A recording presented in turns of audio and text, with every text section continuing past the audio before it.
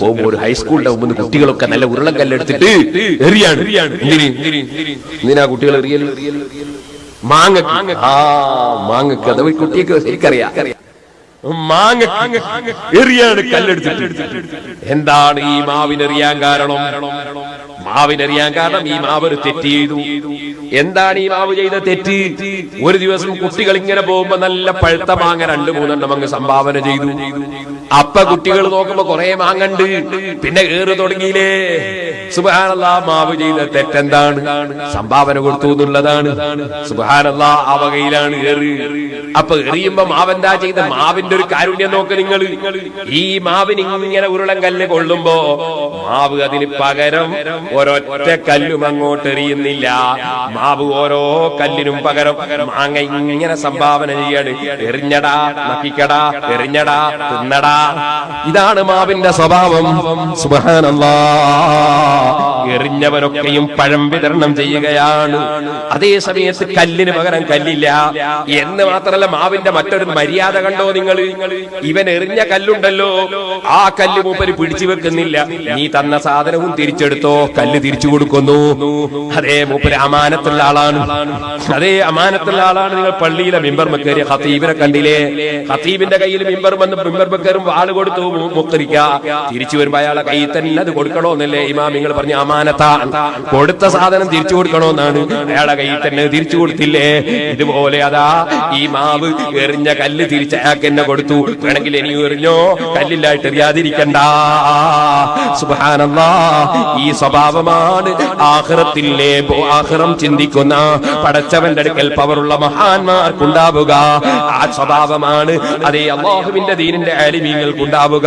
പടച്ചവനെ ഭയപ്പെടുന്ന സയ്യിദന്മാർക്കുണ്ടാവുക. ചിലര് ചോദിക്കും, എന്നെ തന്നെ കർണാടകയിൽ നിന്ന് വിളിച്ച് പലരും ചോദിച്ചു, ഖുറാത്തങ്ങളെ പറ്റി പലതും പലരും അതാ എഴുതിയില്ലേ? അതുപോലെ തന്നെ അതാ ഉസ്താദിനെ പറ്റി എഴുതിയില്ലേ? ഉള്ളാളങ്ങളെ പറ്റി എഴുതിയില്ലേ? അതെ, ഞങ്ങളുടെ സ്വഭാവം മാവിന്റെ സ്വഭാവമാണ്. പിന്നെയും അവർ നന്നാകട്ടെ എന്ന് പ്രാർത്ഥിക്കലാണ്. അവർക്ക് വേണ്ടി ദുആ ചെയ്യലാണ്. ശപിക്കലല്ല, പകരം പറയലല്ല, പകരം ചീത്ത പറയലല്ല. കാരണം ഞങ്ങളെ നേതാവായ മുഹമ്മദുർ റസൂലുള്ളാഹി സ്വല്ലല്ലാഹു അലൈഹി വസല്ലം തങ്ങൾ പഠിപ്പിച്ച ആശയം അങ്ങനെയാണ്. അതേ, നിങ്ങൾ കണ്ടില്ലേ?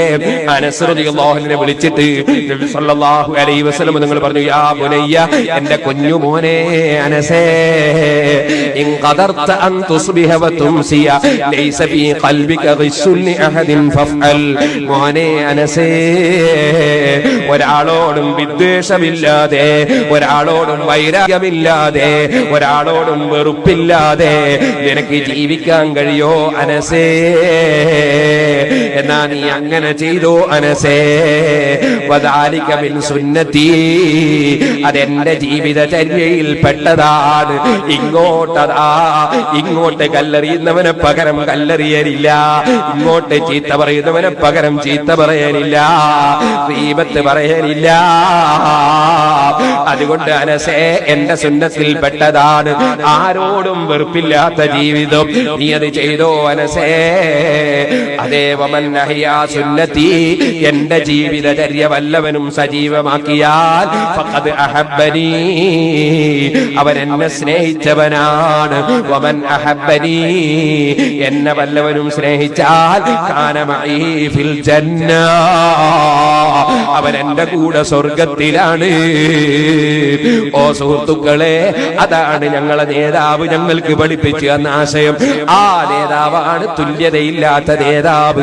മുഹമ്മദുൻ സയ്യിദുൽ കൗനൈനി വത്തഖലൈനി വൽ ഫരീഖൈനി മിൻ ഉർബിൻ വമിൻ അജമി. ചൊല്ലിക്കാ നേതാവിന്റെ ഹദറത്തിലേക്ക് ഒരു സലാത്ത്. മൗലായ സല്ലി വസല്ലിം ദായിമൻ അബദാ അലാ ഹബീബിക ഖൈറിൽ ഖൽഖി കുല്ലിഹിം.